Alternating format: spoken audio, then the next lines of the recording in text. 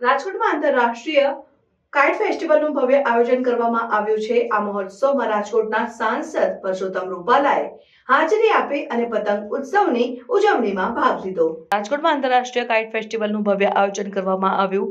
આ મહોત્સવમાં રાજકોટના સાંસદ પરસોત્તમ રૂપાલાએ હાજરી આપી અને પતંગ ઉત્સવની ઉજવણીમાં ભાગ લીધો। આ પતંગ ઉત્સવને આંતરરાષ્ટ્રીય ક્ષેત્રે લઈ જવામાં બદલ પ્રધાનમંત્રી નરેન્દ્ર મોદીને અભિનંદન પાઠવ્યા। પુરુષોત્તમ રૂપાલાએ જણાવ્યું કે આંતરરાષ્ટ્રીય કાઇટ ફેસ્ટિવલ ગુજરાતની સંસ્કૃતિ અને પરંપરાઓને વિશ્વભરમાં પ્રસારિત કરવાનો એક અનોખો પ્રયાસ છે। આ મહોત્સવમાં વિવિધ દેશોના પ્રતિનિધિઓએ તેમના દેશના પતંગોનું પ્રદર્શન કર્યું અને પતંગબાજી કલાના વિવિધ પ્રકારો રજૂ કર્યા।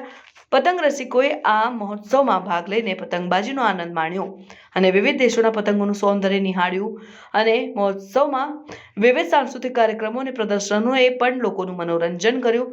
મુખ્યમંત્રીએ વધુમાં ઉમેર્યું કે આંતરરાષ્ટ્રીય કાઇટ ફેસ્ટિવલ ગુજરાતના પર્યટન અને સાંસ્કૃતિક વારસાને મજબૂત બનાવવામાં મહત્વપૂર્ણ ભૂમિકા ભજવશે। આ મહોત્સવ દ્વારા ગુજરાતના પર્યટન સ્થળોને વૈશ્વિક સ્તરે ઓળખ મળશે અને રાજ્યના પર્યટન ઉદ્યોગને પ્રોત્સાહન મળશે। આ રીતે રાજકોટમાં યોજાયેલા આ આંતરરાષ્ટ્રીય કાઇટ ફેસ્ટિવલના ભવ્ય આયોજનથી ગુજરાતના પર્યટન અને સાંસ્કૃતિક વારસાને વૈશ્વિક સ્તરે પ્રસારિત કરવાનો પ્રયાસ થયો છે। આ મહોત્સવમાં ભાગ લેનારા પતંગ રસિકોએ પતંગબાજીનો આનંદ માણ્યો અને ગુજરાતની સંસ્કૃતિને નજીકથી અનુભવવાનો અવસર મેળવ્યો। આ મહોત્સવ દ્વારા ગુજરાતના પર્યટન અને સાંસ્કૃતિક વારસાને મજબૂત બનાવવામાં મહત્વપૂર્ણ યોગદાન મળ્યું છે। ઉત્તરાયણની આપ સૌને ખૂબ ખૂબ શુભકામનાઓ। પતંગોત્સવ આંતરરાષ્ટ્રીય પતંગોત્સવ 2025 રાજકોટ મ્યુનિસિપલ કોર્પોરેશન અને ગુજરાત પ્રવાસ નિગમના સંયુક્ત ઉપક્રમે આજે અહીંયા રાજકોટની અંદર પ્રારંભ થઈ રહ્યો છે। એને મારી શુભકામનાઓ પાઠવું છું। આંતરરાષ્ટ્રીય અને અન્ય પ્રાંતમાંથી આવેલા સૌ પતંગવીરોને એમનું સ્વાગત કરું છું અને એમને શુભકામનાઓ પાઠવું છું। આજના આ કાર્યક્રમના માધ્યમથી અને આપ સૌ મીડિયાના માધ્યમથી સૌ પતંગ રસિયાઓને નમ્ર વિનંતી કરું છું કે બને ત્યાં સુધી આપણી સ્થાનિક દોરી અને પતંગનો આપ ઉપયોગ કરશો। ખાસ કરીને જે કાચના માંજા પાયેલી અને જે પક્ષીઓને હાનિ પહોંચાડે છે એ પ્રકારની દોરીઓથી બચવા માટેની કાળજી રાખશો। બાઇક ચાલકોને પણ પોતાની બાઇકની આસપાસ સેફટી માટેના મેજર્સ 2-4 દિવસ કાળજીપૂર્વક રાખવાની પણ વિનંતી કરું છું। દોરીઓની લૂંટફાટ કરવામાં બાળકો ભૂલચૂકથી વાયર રસ્તા વાહનોની સાથે ઉતાવળને કારણે અને દોડાદોડીને કારણે ભટકાઈ જવાની જે ઘટનાઓ બને છે એનીથી પણ સાવચેત રહેવાની આપને આપના માધ્યમથી ખાસ કરીને યુવાનો અને બાળકોને વિનંતી। ધન્યવાદ। આ આંતરરાષ્ટ્રીય પતંગ મહોત્સવ છે।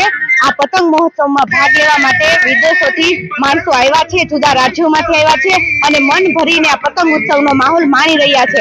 એવું લાગે છે કે આજે આકાશ રંગ પતંગોના અનેક રંગોથી મઢી રહ્યું છે અને પતંગ ઉત્સવ એ ભારતીય સંસ્કૃતિની એક પરંપરા છે અને એ પરંપરાને જાળવી માટે રાખવા માટે નરેન્દ્ર મોદી સાહેબે પહેલી વખત પતંગ મહોત્સવનું આયોજન કર્યું હતું અને આ પરંપરા અત્યારે ચાલુ રાખવામાં આવી છે। Antonio Lino, I come from Portugal. It's a nice time I came to India to this festival on the first time in Moscow. But when we arrived, there are no wind. But now it becomes to be good. Just after the opening ceremony, the wind comes, then now we can fly. Thank you. Thank you so much. Good, but we just arrived and we need to spend all day in there and after we can say if it's good or not good. But at this time, I don't know. આજે રાજકોટમાં international kite ફેસ્ટિવલનું જે celebration થઈ રહ્યું છે એમાં ભારતના અલગ અલગ રાજ્યમાંથી તો લોકો આવ્યા જ છે, 14 દેશોમાંથી પણ કાઇટ ફ્લાઇંગ એન્થુઝિયાસ્ટ જોડાયા છે અને આપ જોડાઈ રહ્યા છો, જોઈ રહ્યા છો તે રીતે અલગ અલગ પ્રકારના પતંગો પણ ઉડી રહ્યા છે. આ આપણો ઉત્તરાયણ આપણા સંસ્કૃતિનો એક મહત્વનો ભાગ છે અને સૂર્યનું જે ઉત્તર તરફનું પ્રયાણ છે એને સેલિબ્રેટ કરવાનો આ ભાગ છે. અને કાશ્મીરથી કન્યાકુમારી સુધી અને આ નોર્થ ઇસ્ટથી લઈને ગુજરાત સુધી અલગ અલગ સ્વરૂપમાં આ ઉજવાય છે. આજે રાજકોટમાં આજે એકદમ ઉત્સવનું જે વાતાવરણ છે એમાં તમામ લોકોને જોડાવા બદલ અમે આભાર વ્યક્ત કરીએ છીએ અને સરકારશ્રીનું આ આયોજન આખા આપણા વિસ્તારને પણ એક ટુરિઝમની રીતે ઘણું ડેવલપ કરવામાં મદદરૂપ થશે.